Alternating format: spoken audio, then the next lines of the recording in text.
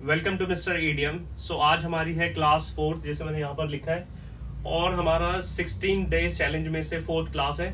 और आज हम सीखने वाले हैं प्रेजेंट परफेक्ट को। और बहुत ज्यादा कंफ्यूजन रहती है कि प्रेजेंट परफेक्ट को कैसे प्रैक्टिस करना है, इसका रूल क्या होता है और इसके क्या क्या यूजेस होते हैं और कहाँ पे जरूरत है हम इसको यूज करने की। बट बहुत से लोगों ने हिंदी से सुना है और हिंदी से सीखा है कि चुका है, चुकी है, चुके हैं, तो वहां पे ये यूज नहीं करना आपको। आपको बस ये समझना है कि रूल क्या है, उसके यूज का है, फिर उसके अकॉर्डिंग आप इसको यूज कर सकते हैं। ठीक, मैं आपको रूल बताऊं इससे पहले आपको कुछ वर्ड सीखने हैं। जैसे क्लास है यहाँ पे बेसिक से एडवांस्ड। अगर आपको बेसिक से एडवांस की तरफ चलना है तो आपको वर्ड मीनिंग पे काम करना पड़ेगा। तो चलो 5 वर्ड्स जैसे मैंने बताया था आपको डेली मेरे को देने ही है, तो मैंने लिख दिया आपके लिए। फर्स्ट वन है स्टॉर्म। तो स्टॉर्म में आपको क्या ध्यान रखना है कि इसका आपको आर नहीं पढ़ना है, ठीक है। नेक्स्ट वन है फ्रिजिड। फ्रिजिड का मतलब होता है बहुत ठंडा और स्टॉर्म का मतलब होता है तूफान। थर्ड वन है आपका हेल स्टॉर्म। हेल स्टॉर्म का मतलब होता है जब भी ओले पड़ते हैं, तो आपको याद रखना है जब भी ओले पड़ेंगे तो इंग्लिश में आपको बताना है हेल स्टॉर्म। नेक्स्ट वन है स्कॉचिंग। स्कॉचिंग आपको बताइए दिल्ली का वेदर कैसा होता है जून जुलाई में, समझ गया, बहुत ज्यादा गर्म, तो उसको बोलते हैं स्कॉचिंग। नेक्स्ट वन है स्नो। ये मैंने सारे वर्ड्स जो लिए रिलेटेड है वेदर से, तो इसलिए मैंने इनको चूज किया है। नेक्स्ट वन है आपका स्नो। स्नो का मतलब होता है बर्फ पड़ना, ठीक है। चलो अभी प्रेजेंट परफेक्ट के रूल को देख लेते हैं। देखो रूल क्या कहता है। रूल कहता है हमारा सब्जेक्ट हैज हैव वर्ब की थर्ड फॉर्म एंड ऑब्जेक्ट को यूज करना है। देखो हैज हैव जो है इसकी हेल्पिंग वर्ब है और इसमें मेन वर्ब जो है ये है पास्ट पार्टिसिपल। इसको पास्ट पार्टिसिपल भी बोल देते हैं। आपको वैसे करना तो कुछ नहीं है, बट इसको याद कर लेना, पास्ट पार्टिसिपल है, वर्ब की थर्ड फॉर्म को यूज करते हैं। अब सेम चीज अगर नेगेटिव में बोलेंगे तो आपको क्या करना है, हैज हैव के बाद में नॉट लगाना है, रूल सेम रहने वाला है। और इंटरोगेटिव में आपको पता है बहुत इजी होता है, सब्जेक्ट से पहले आपको हैज हैव बताना होता है और रूल सेम है, हैज हैव सब्जेक्ट वर्ब की थर्ड फॉर्म और ऑब्जेक्ट। अभी एक चीज और देख लेते हैं कि हमें समझना है कि हैज और हैव का यूज कहां पे है। यूज ऑफ हैज हैव को देख लेते हैं। देखो हैव को बताना होता है आपको आई, यू, वी और दे के साथ में। और अगर कोई प्लॉरल है, एक से ज्यादा की किसी चीज की बात होगी तो वहां पर।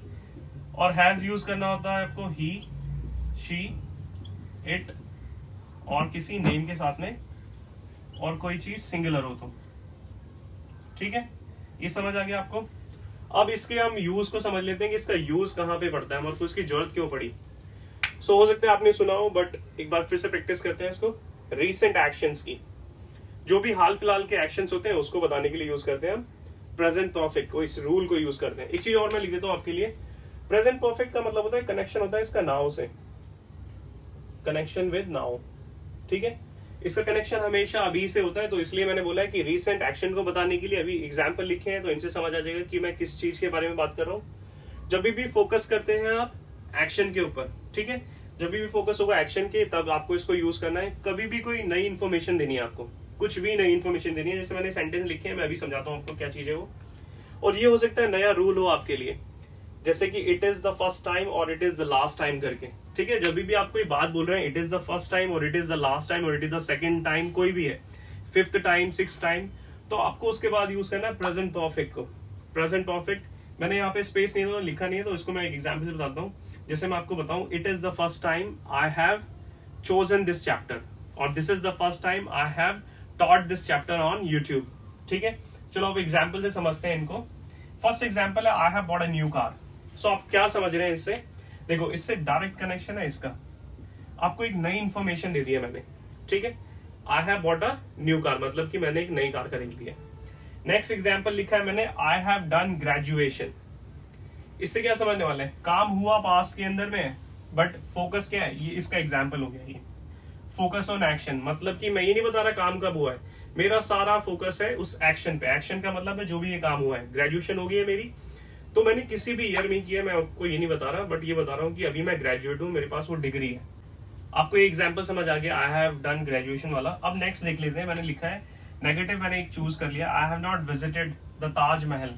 मतलब कि मैं अपने एक्सपीरियंस को बता रहा हूँ कि अभी तक मैंने ताजमहल को विजिट नहीं किया है।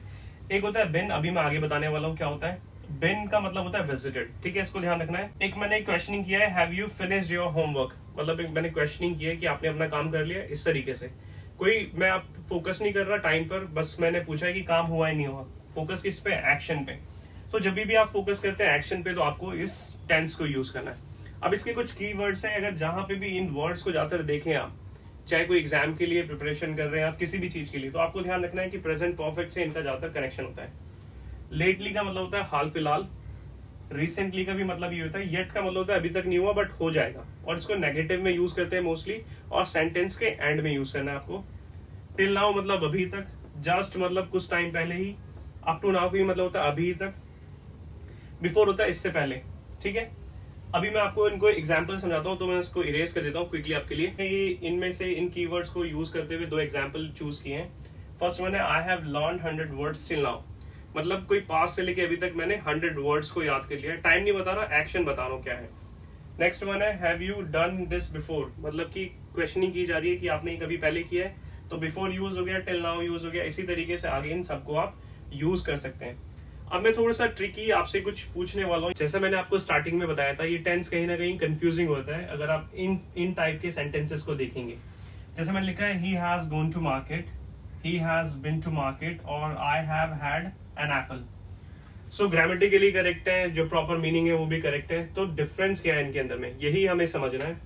अगर आपको कोई ये बोले he has gone to market, आप क्या समझेंगे? He has been to market, आप क्या समझेंगे? I have had an apple. So आप क्या समझने वाले हैं? अगर हिंदी से सोचने लगे तो बहुत कंफ्यूजन हो जाएगी, तो आपको मैं समझाता हूँ क्या मतलब है इसका। अगर मैंने लिखा है he has gone to market, तो इस बात का मतलब है ही वेंट टू मार्केट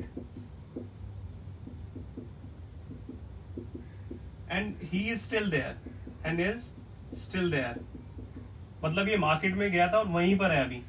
ठीक है, तो इसका मतलब ये होता है he has gone to market, जहां पे भी वो गया है तो वो उसी जगह पे वापस नहीं आया। अगर बोलूं he has gone to Shimla, तो वो कहां पर है? किसी भी इंसान की बात कर रहा हूं वो शिमला में है, किसी एक बॉय की बात कर रहा हूं वो कहां पे है? शिमला में है। ठीक है, वो वापस नहीं आया। अगर मैं यहां पर ये बोल रहा हूं he has been to market, तो इसका मतलब है ही वेंट देयर, ये मार्केट में तो गया था और अभी वापस आ गया है, एंड इज बैक। ठीक है, तो ये डिफरेंस होता है। बिन का मतलब होता है ये आपकी बी की थर्ड फॉर्म है, इसको ऐसे ध्यान रखना है, बी की थर्ड फॉर्म है। बी की फर्स्ट फॉर्म होती है इजएमआर, सेकंड फॉर्म होती है वाज वर, और थर्ड फॉर्म होती है बिन। तो ये बी की थर्ड फॉर्म है बिन। तो ये कह रहा है कि he has been to market का मतलब है वो मार्केट में तो गया था बट वो वापस आ गया, कहीं ना कहीं आपके सामने है वो। अब देखो नेक्स्ट मैंने सेंटेंस लिखा है I have had an Apple. I have had an Apple से क्या समझने वाले हैं? देखो सबसे पहले आपको ये क्लिक होना चाहिए, कौन सा टेंस है ये? प्रेजेंट परफेक्ट टेंस है। कैसे? हैज हैव के डायरेक्ट बाद आपको क्या यूज करना है? Helping verb. तो आपको हैव हेल्पिंग वर्ब मिल गई है। अब यहाँ पर ये क्या है, हमें पता है कि हेल्पिंग वर्ब के बाद हमें क्या चाहिए? वर्ब की थर्ड फॉर्म चाहिए। तो ये किसकी थर्ड फॉर्म है? मैंने आपको उस दिन भी बताया था, इसका मतलब होता है हैव, ये इसकी फर्स्ट फॉर्म है। हैव की सेकेंड फॉर्म भी हैड होती है और इसकी थर्ड फॉर्म भी हैड होती है। और यहाँ पे ये हेल्पिंग वर्ब यूज नहीं हुआ है, as a main verb use हुआ है। एक हेल्पिंग वर्ब भी यूज होता है और एज अ मेन वर्ब भी यूज हुआ है। मेन वर्ब अगर यूज हुआ है तो इसका मतलब वो खाने और पीने में होता है, जैसे मैंने आपको प्रीवियस क्लास में बताया था। अगर वो वीडियो नहीं देखी है तो प्लीज देख लें, और फिर भी मैं इसमें एक्सप्लेन कर दिया थोड़ा सा को। तो ये यहाँ पे यूज हुआ है, एप्पल को आप पियेंगे, खाएंगे, खाने के सेंस में, तो यहाँ पे ये ईटन को रिप्लेस कर रहा है। ठीक है, अभी समझ आ गया? आई हैव हैड एन एप्पल मतलब मैंने एक सेब खा लिया है। आई होप आपको ये एग्जाम्पल समझ आ गया होगा, आपको ये समझ आ गया कहाँ पे आपको बोलना I have been to the market और I have gone to the market. अपने लिए तो आप बात ही नहीं करेंगे, अपने लिए ये बोलना तो इनकरेक्ट होएगा, क्योंकि अगर आप ये बात बोल रहे हैं तो जो मार्केट गया था वो कौन है? और वो मार्केट में ही है पर्सन। तो और एग्जाम्पल समझाता हूँ। मान लो मेरे घर पे मेरे भाई के फ्रेंड आ गए और वो पूछ रहे हैं वेयर इज माई ब्रदर, और इस टाइम पे मेरे जो भाई है वो मार्केट में गए हुए हैं। सो मैं वो जब भी आएंगे मैं उनको बोलने वाला हूँ my brother has gone to market. Has gone to market का मतलब है वो मार्केट के अंदर में ही है, अभी जब भी गया था बट अभी प्रेजेंट में सिचुएशन क्या है, वो वापस नहीं आया, वहीं पर है। मैंने उनको बोला कि 10 मिनट वेट करो, उसके बाद आया ना। अब वो 10 मिनट वेट करते हैं, फिर उसके बाद दोबारा आए थे और वो मुझसे पूछते हैं वेयर इज योर ब्रदर, और मैं उनको आंसर कहता हूँ my brother has been to market. Has been to market का मतलब है अभी वो मेरे सामने है। ठीक है, वहां पे गया और वहां से वापस आ गया। सो इसी तरीके से आप क्वेश्चनिंग जब भी करते हैं तो इसी फॉर्मेट से करते हैं, और आप क्वेश्चनिंग करते हैं इस तरीके से। देखो मैं आपको एग्जाम्पल समझाता हूँ। देखो have you ever been to Goa, या किसी भी के लिए, क्योंकि आप बिन इसलिए लगा रहे हैं कि उससे पूछ रहे हैं होके आ गए वहां से। अगर गॉन यूज करते तो इनकरेक्ट हो जाता है, अगर गॉन है तो आप उससे बात ही नहीं कर रहे, वो है ही नहीं आपके सामने। बिन हमेशा यूज करते हैं कि विजिट करके आना उस जगह को, विजिटेड मैंने पहले भी लिखा था, इसका मतलब होता है विजिटेड होके आना। तो कभी भी आपको कभी भी अपनी लाइफ में पूछना है किसी से कि आप कभी आप वहां पे गए हैं, तो आपको यूज करना है बिन, ठीक है। गॉन नहीं लगाना, गॉन इनकरेक्ट होता है।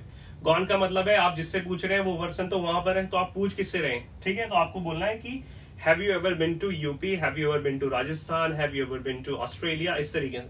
आई होप आपको समझ आ गया। कुछ और है मैं आपको बताता हूँ। देखो इसमें अभी मैं इससे भी एग्जाम्पल बताता हूँ, आपको ये लिखा रहेगा तो आपको याद रहेगा और अपनी कॉपी में लिख सकते हैं, आप इसको नोट्स बना सकते हैं। जैसे it is the last time I have told you this. I have told you this. मतलब ये लास्ट टाइम है मैंने आपको ये बोला है, ठीक है, इस तरीके। This is the last time I have told you this, ठीक है, this is the last time. अब मैं आपको बताने वाला हूँ कुछ इंपॉर्टेंट वर्ब्स जो हम अपने डे टू डे में याद कर सकते हैं और यूज कर सकते हैं। तो इन वर्ब को लिख सकते हैं आप, जैसे ईट है, ईट की इसका प्रोनाउंसिएशन याद रखना है, ईट, एट, ईटन। दूसरा है बीट, जो बहुत ज्यादा यूज करते हैं और लोगों को इसकी वर्ब फॉर्म्स याद नहीं होती है, बीट, बीट, बिटन, ठीक है। इसी तरीके से गो होता है, गो, वेंट, गॉन। और टेक हो जाता है, टेक, टुक, टेकन, ठीक है। एक और लिखवा देता हूँ, 5 याद कर लेना आप। जैसे बाय है, BOUY, बाय, BOUGST, बॉट, और BOUGST, बॉट। देखो अभी करना क्या है आपको, आपको ये 10 समझ आ गया। तो इसको और ज्यादा इसको इजी करने के लिए आपको इसकी सारी वर्ब फॉर्म्स याद होनी चाहिए। अगर आपको इनकी सारी वर्ब फॉर्म्स याद है, सारी वर्ब फॉर्म्स में किसको रेफर कर रहा हूं, मैं रेफर कर रहा हूं इरेगुलर वर्ब्स को। इरेगुलर वर्ब्स आपकी वो वर्ब्स होती है, या तो फिर आपकी तीनों सेम होने वाली है, या तो 2 सेम होने वाली है, एक अलग होगी, या फिर तीनों ही अलग होने वाली है, जैसे A, B और C। तो ये आपकी इरेगुलर वर्ब्स होती है और ये लिमिटेड है, ये होगी 200, 300, 400। अगर आपको ये याद होगी है 300 तक, मान लो आपको लाखों वर्ब्स हैं वो याद होंगे, क्योंकि जो बच गई वो हो गया रेगुलर वर्ब। और रेगुलर वर्ब में क्या करते हैं हम, बहुत इजी होता है, ईडी लगाना है बस। जैसे ईडी, जैसे एडवाइस है, यहाँ पर डांस है, ठीक है, इस तरीके से। और भी बहुत सारी वर्ब है जहाँ पे ईडी लगाना होता है आपको। आई होप आपको इस वीडियो से थोड़ा सा समझ आया है। अब आपको समझ आ गया कि प्रेजेंट परफेक्ट को कैसे यूज करना है। सो आपको पता है आपको क्या करना है, आपको इस वीडियो को शेयर करना है और इस चैनल को सब्सक्राइब करना है अगर आप इस चैनल पे नए हैं। और आपको हमारे साथ 60 डेज चैलेंज के साथ में जुड़े रहना है और नेक्स्ट वीडियो के लिए हमारे साथ जुड़े रहें। तब तक के लिए एंजॉय करें। जय हिंद, टेक केयर, बाय।